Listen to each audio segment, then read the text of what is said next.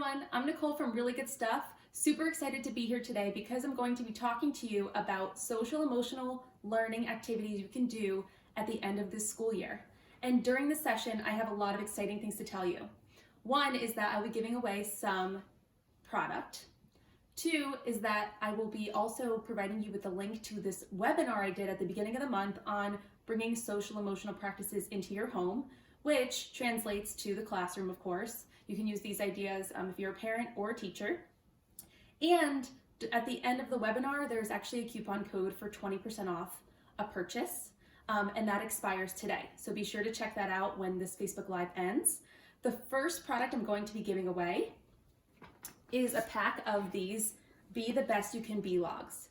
Okay, so all you have to do to enter to win is comment below with any kind of social emotional practices you've done with your students. So it could be yoga, it could be meditation, mindfulness, or you could even say, I've never done any social emotional practices with my students, and that's okay.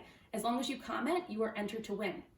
Also, if you don't mind, please share the video because that will give more teachers and parents a chance to win. Okay, and I'm gonna show you in this journal some ideas that you can use right now with your students remotely. And they're all related to social emotional learning, and they're meant for journaling. So I'm going to show you these examples of what you might want to do with your students right now. You can even do it as a morning meeting activity, as an end of the day reflection, however you want to do it, you decide. So the first one I have here is positive self-talk.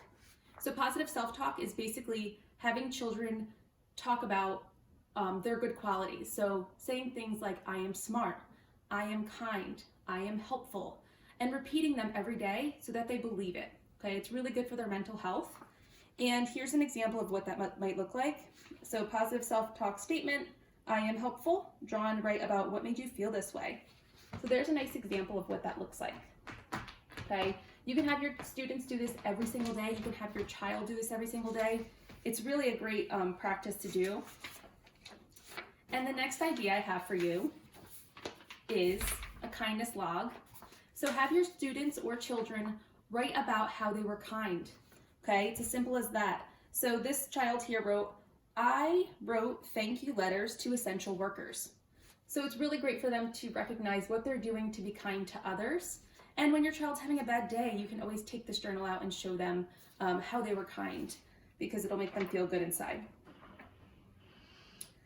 Okay, the next example of something you might want to do with your students or children is coping strategies. So having a log of coping strategies.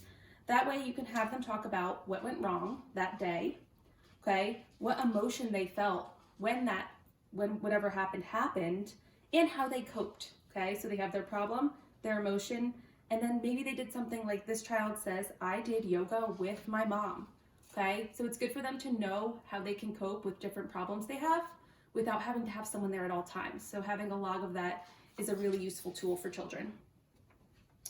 And my last example from this journal is a goal setting log. So teachers know that we typically do goal setting with different academic topics, right? But it's okay to also do goal setting for social emotional learning. So this example here is, my goal is to share my toys with my brother. So something as simple as that, as sharing and being kind, is a really great goal to set. Some kids struggle with certain things like that, okay? And then you can have them draw a picture and write more about it. So these journals, they come in a pack of 12. And like I said before, we are giving away a whole set of them for free today, okay? To enter to win, comment below with any kind of social emotional practices you've done in your class. Okay, comment as many times as you'd like. The more you comment, the better your chances are of winning. I also am going to be giving away 2 other prizes today, and these prizes are from our Celebrate line. So if you get a chance, check out our website. You'll see a bunch of Celebrate products. We're giving away a Celebrate journal and a set of Celebrate bookmarks. Unfortunately, since we're home, I do not have samples of those, but to enter to win, we're going to be choosing 2 people to win the Celebrate products. All you have to do to win is comment below with what you're doing this summer to prepare for next year's school year, okay? So we want to know not only for really good stuff to understand, but also for other people watching this video and reading the comments. What are you doing? Do you know anything about what next year is going to look like? Are you preparing by purchasing masks and hand sanitizer and things like that? Are you talking about social distancing in your classroom? Are you planning on teaching more about personal space to your students? So anything you can tell us about that, we would love to know. We're interested in learning what you're seeing as the next school year's events and what's, how to prepare for it. So comment as many times as you like, and like I said before, please share our video and like it so that other people can see it and have a chance to win as well. So that's it for today's video. Thank you everyone for tuning in. I will see you next time.